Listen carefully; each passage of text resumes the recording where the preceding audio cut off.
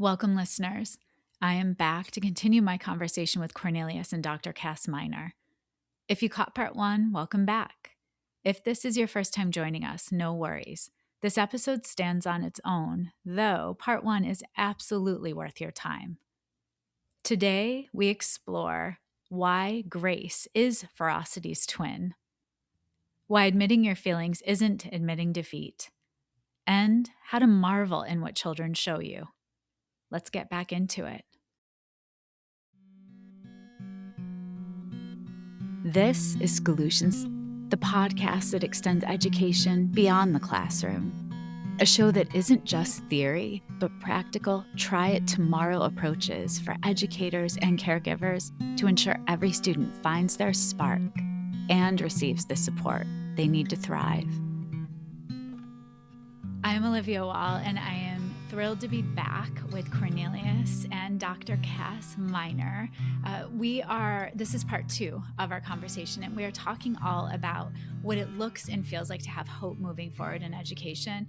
When things are hard, things have always been hard in education, but Kass and Cornelius, I'm hoping that you can shed a light on, how we can keep moving forward and go into the summer resting, rejuvenating, and finding joy in our spark as teachers to come back September ready to hit the ground running. Kass, a piece you wrote that I love on refinding ferocity, it really struck me, and I wanted to ask you, what does it mean to refind your ferocity? Yeah, it's so interesting. I wrote that piece a while ago. It's on my blog. If you're looking for it, if you're gonna read it, I'll folks. put a link in the show notes. Sure.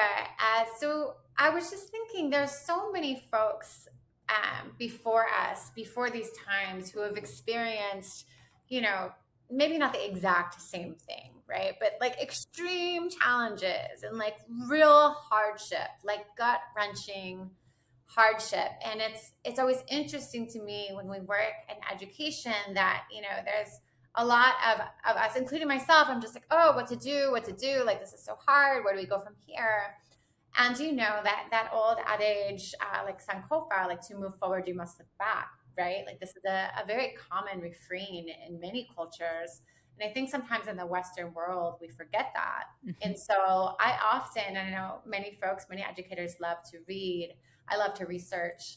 And so for a moment, really return to, some ancestors, thinking about, Cornelius talked about bell hooks, returning to bell hooks, returning to like the stuff you read in undergrad, like Pedagogy of the Oppressed with Paulo Freire, like this idea that we're unfinished and that you have to really accept yourself as an unfinished person in order to really engage in the process of being an educator, right? Or even, as radical as she was, someone like Emma Goldman, who was sort of like pigeonholed as like an anarchist, but really she was just embracing like this human condition and what it really meant to be truly liberated as a woman, in the progressive era, like in the 1910s, 20s. And so I was just thinking there's so much fuel for us to draw from, so much ancestral knowledge to draw from. So I think about that, but in my most recent thinking and feeling and being, I am really thinking about ferocity more in terms of the softness that is its cousin, right? And so in my recent research, I really think about grace and think about speculative grace, beginner's grace. A lot of teachers I interviewed talked about how grace was such a necessity, not only in their sustaining their work, but also in their ability to forgive their colleagues who don't share the same values as them. And also to an extent, maybe forgiveness is the wrong word, but to an extent, see their students as people who really want to be there, who really want to learn, but maybe just don't yet have the tools to engage in classrooms. And so grace is really like within the lens I'm thinking through, this larger framework of ferocity, I think is really married to our ability to embrace this kind of grace, to port grace out of the religious spaces and think about how we situate them and just like the everyday secularness of school. Kass, when I read your writing, I left and I leave thinking, asking myself, what does it feel like and look like to balance leading with ferocity and tenderness at the same time? Because I think when we offer ourselves grace, when we offer others grace, there's a tenderness or a tending there. And I think a lot about that. And then I also, on the endless to-do lists, I walk around. This is my like ongoing to-do list. Look at how thick it is. It's ridiculous. But like I highlight just to show myself like, look, there were 300 things you hoped to do today. That's not realistic. But I think as teachers, we are asked to do so much all the time, and to fill everyone's buckets and just to give and give and give. And that's not realistic. And so Cornelius, I think too about, what does it look and feel like to sustain as a teacher now, when we have families, we want to paint and have hobbies outside of the classroom. Can we do that? Absolutely. I spent most of my teaching career as the school skateboard coach, and I learned so many lessons from skating with kids. I always say that skateboarding should be impossible, like to defy gravity with rubber wheels and wooden planks. Should not exist, yet it does, and kids do it beautifully. And I'm reminded of there was one skater who used to skate with me. His name was Joe. Joe was a seventh grader, and the other seventh graders used to say that Joe was unbreakable. He was the best skater I ever coached. He could do anything. Like Joe could literally like defy gravity before Wicked was even a thing. And we had an event in the back of the school one day, and Joe fell and like skinned his knee up pretty bad, and there was kind of blood everywhere. It's nothing any teacher wants to see. Yeah. And this unbreakable seventh grader, Joe, like stayed on the ground and he cried. But then he turned to one of his friends and he was just like, I need Malcolm's help. And, we're talking about ferocity. And as a team, we had this reputation as these ferocious Brooklyn kids. Yeah. And that was one of the most ferociously loving things I'd ever seen, like watching Joe cry and ask not for his coach, not for his parents, but for his teammate. Yeah. Was such a bold thing for a seventh grade boy to do. And then to watch Malcolm and all of the other teammates like care for Joe so tenderly. I draw from that lessons for what all of us can do now. I think whatever our version of cry is, that Joe didn't admit defeat, but he admitted his feelings. Yeah. And I don't think we do that enough as adults. I certainly don't. And I think we've somehow entwined the two, that to admit my feelings means that I'm admitting defeat. And that's not true. To admit my feelings means that I'm human. And so to see Joe there on the ground, like crying, but then the very next sentence was like, I need my teammates' help. That's the second lesson that I'm drawing from this, that it is okay for me to talk about how I feel and to ask for Olivia's help. It's okay for me to talk about how I feel and to ask for Kass's help. And what was powerful about Joe asking for Malcolm's help, especially, is Joe was the best skater on our team. And so for the best athlete on our team to ask someone who's not the best in an earnest way for help is such a declaration of humility and of community. And I think that's how I want to move. As I think about how I want to spend the next few years as an educator, I want to be able to name that today's Monday and it's really hard today and I need help. That doesn't mean I'm defeated. That doesn't mean that I'm incapable. No. Like Joe was highly capable as a skater. But it just means that I am a member of this living organism called a community and I cannot do it alone. You know what this is making me think about too, I guess, or wonder. Cass, you write a lot about joy. And I don't wonder if joy is still possible. I'm actually, right now, my mind is going to leadership. if I am a school leader, how can I balance that notion of being vulnerable and asking for help? Because if you are an instructional leader in a building, you have to also let people know that you need them. So, Cass, what does that look and feel like in your work with Cornelius in schools? Yeah, instructional leadership is such a profound way to lead. And it is something that Cornelius and I feel like is instrumental in as you know, in the United States especially, we have to position school administrators as people who know how to teach and who know how learning Yes. works. And more, they're being positioned in different ways, and yet they are still held accountable for evaluating teachers and coaching them and improving their practice. And so when I think about what it means to have leaders be vulnerable and have leaders like have these authentic conversations that are rooted in like that deep and authentic learning, it means that we have to have authentic learning conversations with teachers. Yes. Right. So in part one of this series, this podcast, when you ask me what does a curricular audit look like, right? We need school administrators to sit down with teachers and have these curricular inquiry conversations about what does this mean if we are teaching curriculum X to this group of students. What is it that we are really teaching them? What is it that students are showing us they need? And how is it that we are going to make that happen? Yeah. Too often we rely on these sort of like outside measurements, outside recommendations that really have nothing to do with that organism, that very much alive ecosystem that Cornelius referred to. Yeah. And I think the more that we lean into this sort of like in-house conversations about what learning means for us, when we really practice with one another, like, I mentioned grace earlier, and the way that we have defined grace is reflected in the radical acceptance of human flaws and human error, the right to rest, forgiveness, and prioritized care.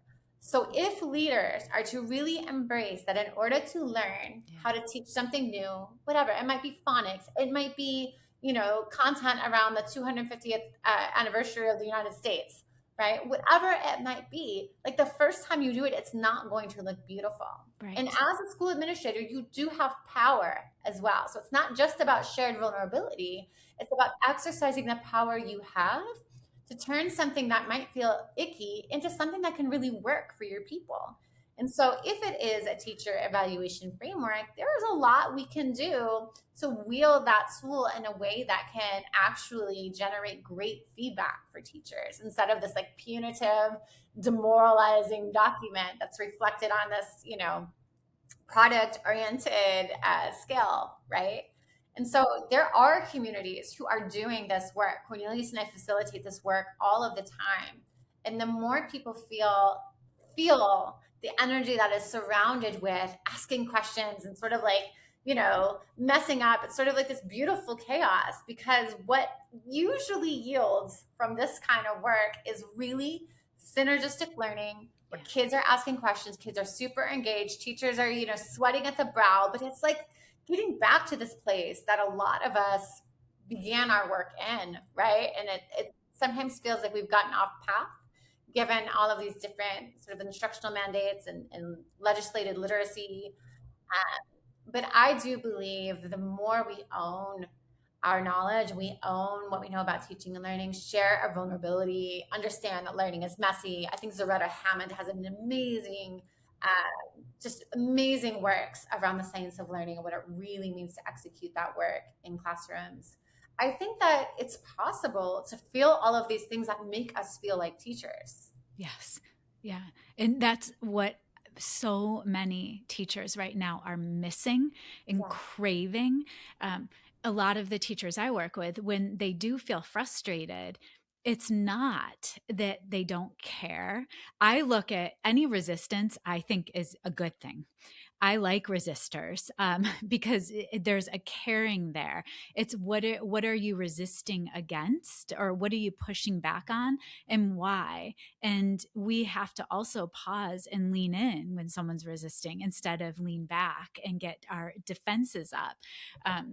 But a lot of teachers, the frustration is coming out of a lack of communication, a lack of understanding the why behind the different program that we're being asked to teach, or this shift in a protocol or a document we have to fill in when we have 50 other documents like that. And that's where I feel like really skilled facilitators like Kass, you, and Cornelius, you can help people streamline their vision for that communication. And that's why, your partnership is so beautiful. I have to just get really, really invasive. I think it is fascinating that you both you co-create this vision for the Minor Collective. You are married. You're raising two daughters together, and I can't imagine it's always easy to co-create and collaborate. So, Cornelius, what does it look like for you? And Kass, too, how do you take lessons from your partnership and the collaboration into what you do in schools? Hmm. You know, I learn a lot from Cass. You know, even from the very beginning, like the Minor Collective started in many ways because I was professionally lost. Like I didn't know what to do next. Like I was in a really painful teaching situation. Um, and Cass believed in me. And so she built a thing around me. Um, and I think the process of being in this collective together, for me at least, has been getting really busy sometimes and forgetting that. And so walking the circuitous path, or, losing myself to the work. But it's been really exciting to keep coming back to the work. And that keep coming back is personified in Cass, is it makes it even like more powerful. Um, but what it's like, I think it is equal parts like beauty and chaos, um, fear, and even right now in this moment, you know, there's so much unknown, and learning to read the unknown, and learning to chart the unknown, and then making profound mistakes, and then coming back and reimagining that unknown into the way forward. I mean, I think that's what a marriage is for all of its profound ugliness and beauty, and that's what a partnership is, and that's what it means to learn in community with folks. Yeah. Cass, what are you thinking about after hearing Cornelius? Yeah, it's interesting. Cornelius and I met on my very first day of teaching. So it's interesting because, the Minor Collective officially, began 8 years ago, but we have always shared, but, before we had our own children, we had always shared students, and we have always been teaching and learning together in a communal way. Yeah. So it's not really as if, like, in 2018 we conceived of this idea and began all of this stuff. Officially, yes. I will say the challenges that are newer, I would say, are the difference between like teaching and learning in a communal way, and then navigating the industrial, like the educational industrial complex. Like that has been a real challenge for me as somebody, who is privileged to, really move authentically 100% myself and pretty much all of the spaces I occupy. I wasn't as familiar as Cornelius was, with just, industry in general, and, how sort of like publicity works and all of those things. And so those sort of components being mixed into the conversation have been challenging, more so I think for me, maybe for Cornelius in different ways. But when it comes to being in school spaces, or being with children, or being in community, like, I don't think Cornelius and I think of challenge as hard, or I don't even think that we approach it with fear. I think it's just something that is part of who we are and what we do. It's how we be. And so that feels very, very, maybe comfortable is not the right word, but it feels, it feels like a calling. It feels like where I am meant to be with him. Yeah. And so the other stuff kind of gets in the way sometimes, but the work that we care about most is central, and continues to be, like Cornelia said, that beautiful chaos that we have always been kind of like a part of. Yeah. I would say too, I think teachers have a really hard time turning the work off and just pressing pause on that calling, because we do feel called, and we are thinking about students, we're thinking about teachers, we're thinking about the communities that we are hoping to cultivate and help thrive. Do you ever, both of you, do you have like a point every evening where you're like, all right, we're paused here, we're not talking about work? Is that able to happen because you're so intertwined with your community? Well, interestingly enough, Olivia, my research is all about, to the extent we're even able Yeah. to, parse out ourselves, the personal and the professional. And I would argue that, wherever you go, there you are. Yeah. Um, we're intertwined, like all of these, our environment, our values, our identities, like who we are inside of school, outside of school, it's all enmeshed, right? But to your point, like we do, I will say, have made a concerted effort to press pause in terms of like, we're not going to be planning for a school. Mm-hmm. Or like, we're not going to be, generating a new article or proposal or something like that. Although I will say there are periods of the year where things get really intense, like the fall is really busy. And sometimes it's actually really great that the person you're doing your conference proposal with is laying in bed right next to you. Yeah. Do it at 10 Get it done. Yeah. Yeah. I also feel we both feel very comfortable like revising an idea without necessarily, checking in 18 times. Yeah. We just are that, there is something to be said about being married and really being like, sharing your soul with somebody, and that you're really able to make some moves without the level of checking in with somebody. Like, if I were to collaborate with you, it'd be much more, lots of meetings and lots of phone calls and lots of texting. And Cornelius and I just know, it's very like intuitive at this point. It's beautiful. It's beautiful. Cornelius, when you are not at home, you're traveling. What have you learned from schools, districts, communities outside of the US that you wish the US would embrace more? I'm always learning from other people. And I often describe, my very first classroom was probably my grandmother's kitchen.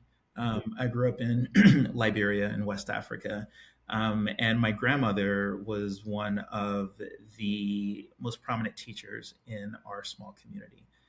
Every time I went to the well to get water, every time I went to the market to buy fish, people knew my grandmother or were taught by her. And one of the things that I continue to recognize as I travel is her spirit. And I see it in the way that people listen to and honor kids. That, like, everything that I said to her, um, I'm sure it wasn't important, but she treated it as if it were. And it wasn't just in the act of listening; it was what she did after I spoke. That she would move through life, through her kitchen, through our town, in ways that honored the thing that I had just said. And I see that when I am in Europe. I see that when I'm in Asia, um, and I wish I saw it more frequently here. That we listen to children and we move in a way that honors what they have brought to the table. It's what Cass and I are pushing for in almost every professional interaction and in almost every familial interaction. That, like, what have children said? What have they named as important? And how does that inform the work that we do? Um, and so for me, that feels most important in everything. Kids know when they're heard, they know when they're seen. Yeah. And even our own children, we need to work on being present. I see too many people with phones and just rushing to get that last text, to answer that last email with a child talking to them. And it's like, oh God. And I've done it. But the more we can disconnect, I think, from tech sometimes, and just look at our kids face to face and really be in that moment with them, I think it's magical. And Cass, I think your work around what does it mean to be known, to be a knower, you and I share a very common belief around every teacher can teach, every child can learn. and who gets to be a knower really, really matters. Can you talk a little bit about that? Yeah, I mean, I think maybe with like most people, I think that idea or that concern first started brewing in me as a child, as a girl in school. I grew up around a lot of really smart boys and my family. Of course, I grew up around a lot of really smart women too, but I think what was valued in terms of like what I was able to do versus like what the boys around me were able to do were really, really different. And then when I became a teacher, I started to see like similar dynamics that wasn't as gendered per se, but in terms of your role, right? Like new teacher versus veteran teacher, like teacher versus coach, or admin versus, you know, paraprofessional. Like so many different dynamics were at play in terms of who was seen as, the person who knew, right? And what I found in my life, even as a child, is that, everybody knows something. Of course. Everybody has something to offer and bring to the table. And so, my ideas around who gets to be a knower is really that everybody has something to offer. And it is our moral imperative to really listen to every kind of person who is in our community. And that idea of the cylindrical model, the community up model that I write about in my book is, if we all pour in, we're all sitting at the same level in a circle, we're pouring into that circle together, we're listening to one another, we all grow together.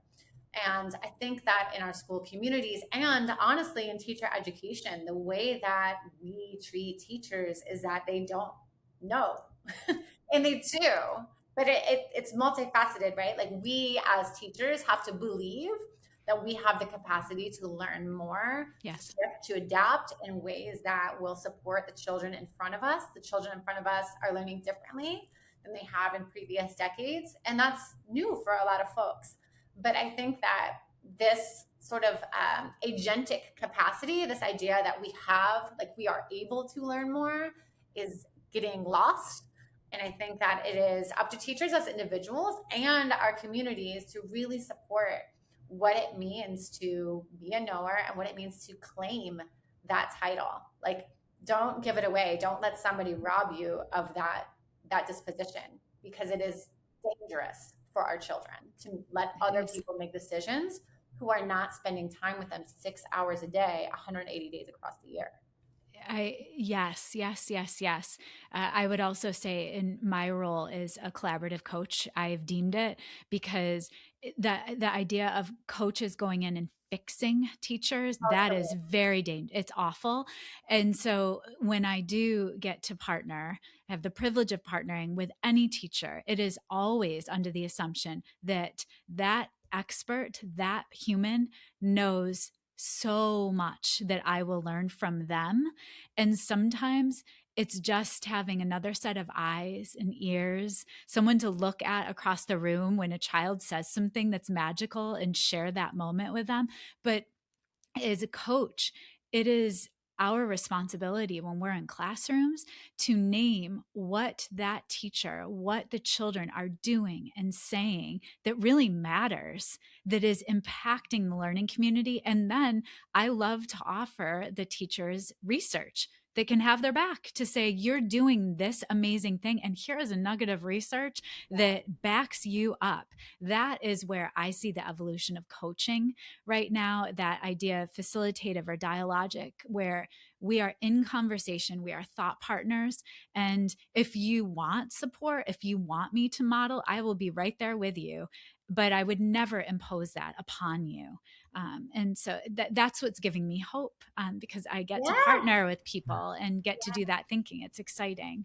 Very exciting. Yeah. So I want to end the conversation, even though I think I could talk with both of you for a long, long, long time. Kass, let's go to the idea of, where does hope live for you right now in this moment? For me, the idea of hope, I know, this might sound a little cheesy or repetitive, but I really think these generations that are coming, like the tweens and the teens, I'm so excited about them. Me too. I love sitting with them. I love how they are not materialistic, Nobody wants to buy new things. They want to go thrifting. Yeah. You It's a know, big thing. it is. Thrifting is a big thing again. I love it. They go on dates to the thrift store. Yeah. It's awesome. Same. My 14-year-old thrifting. It's It's great. truly awesome. I am so enamored with these generations. Maybe I'm partial because, our children are 11 and 14.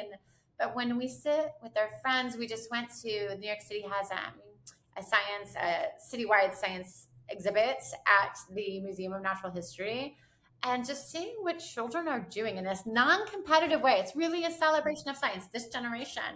They're analyzing gum flavor. They're analyzing subway times. They're analyzing why the subway is hot.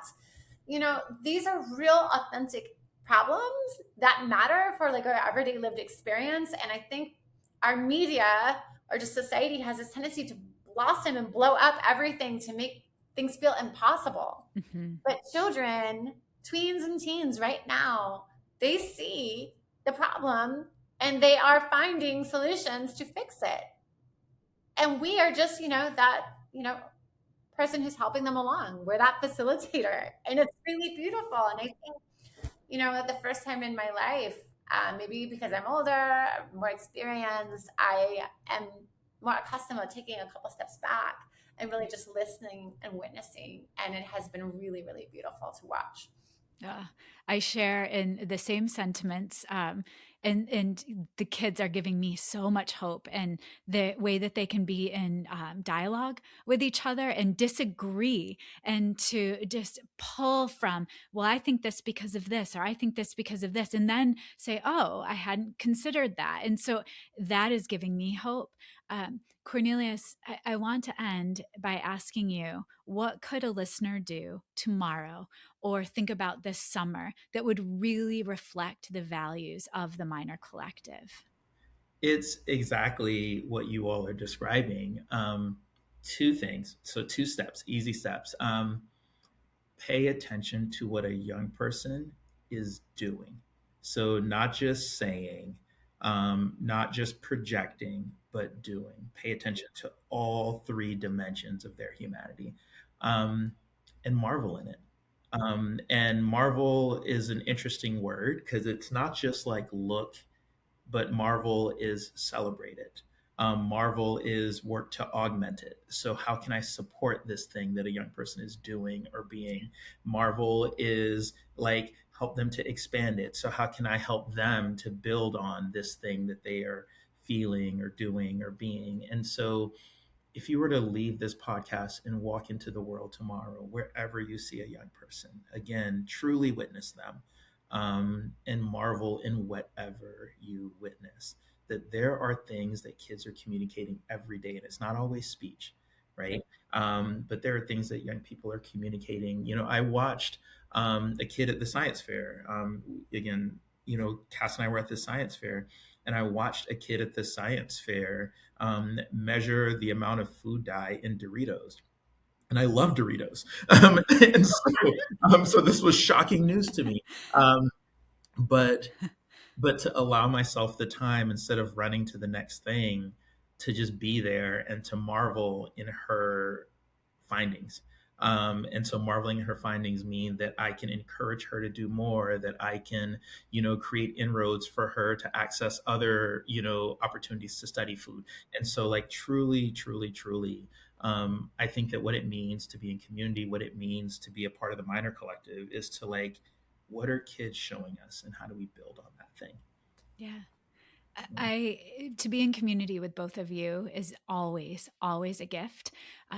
You have inspired me in ways by reading your work, by getting to pick your brains and just getting to learn the way I want to be and flow in this world as a teacher, as a coach, as a mom, as a partner. I think that anyone listening to this conversation will leave ready to just pause and think more about their impact and possibilities moving forward. So thank you, both of you, so very much. Oh, thank you so much for having us. Truly a joy to talk with you, Libby. Yeah. This summer, try Cornelius's 2 steps. Find a young person, truly witness them across all 3 dimensions of their humanity, and then marvel. Celebrate what you see, support it, and help them build on it. If you're a teacher heading into break, give yourself Kass's gift of whimsy. You have earned it. Share this episode with a colleague who needs to hear it, and follow the Minor Collective. Links are in the show notes. Here are 3 of my key takeaways from the continued conversation with Kass and Cornelius. First, grace is ferocity's twin. Kass reframes ferocity not as a relentless drive, but as something that lives alongside grace. The radical acceptance of human flaws, the right to rest, and the capacity to forgive ourselves and our colleagues so we can keep doing the work with our whole selves. Second, admitting your feelings isn't admitting defeat. Through Cornelius' story of Joe, the unbreakable 7th grade skater who fell, cried, and asked his teammate for help, Cornelius teaches us that naming how we feel is not weakness. It's the most beautifully human thing we can do, and it's what builds real community. Third, we have to marvel in what children show us. Cornelius' challenge to all of us to truly witness a young person, not just their words, but their doing and their being, and then marvel, not just look, but celebrate, augment, and help them expand what they're already bringing into the world. Coming up next week on Schoolutions, I'm doing something a little different. I'm sitting with the big ideas from this season, the threads that have run through every conversation. I'm also sharing a vision that I am so passionate about, one that is at the heart of what season 6 will be. For teachers, by teachers, and forever getting better. That theme is close to my heart for a lot of reasons, including the book I've been pouring myself into that's coming your way spring of 2027. I cannot wait to share more. For now, rest, rejuvenate, find your spark, and know that this community, you, me, Kass, Cornelius, everyone else listening, we are truly what's unshakable. I can't wait to see you next week. Schoolutions podcast is created, produced, and edited by me, Olivia Wall. Thank you to my older son, Benjamin, who created the music playing in the background. You can follow and listen to Schoolutions wherever you get your podcasts, or subscribe to never miss an episode and watch on YouTube. Thank you again to my guests, Cornelius and Dr. Kass Minor, for reminding us that when we treat teachers and children as full human beings, not cogs in a machine, school becomes a place where everyone learns. Everyone belongs, and community becomes the most unshakable force in uncertain times. And if you are ready to grow alongside your children, book a coaching session with me at oliviawall.com. We'll unlock the expert who is already within you and surround you with a community of educators committed to forever getting better through collective expertise. For the remainder of Season 5, you can tune in Monday and Friday for Part 1 and Part 2 of my guest conversations with the best evidence-based, classroom-ready strategies that you can apply right away to better the lives of the children in your care. I will have one more 60-second bite-sized piece of learning from our conversation that will be waiting for you on Wednesday to share. Take care, and thank you for forever getting better with me. I'll see you next week.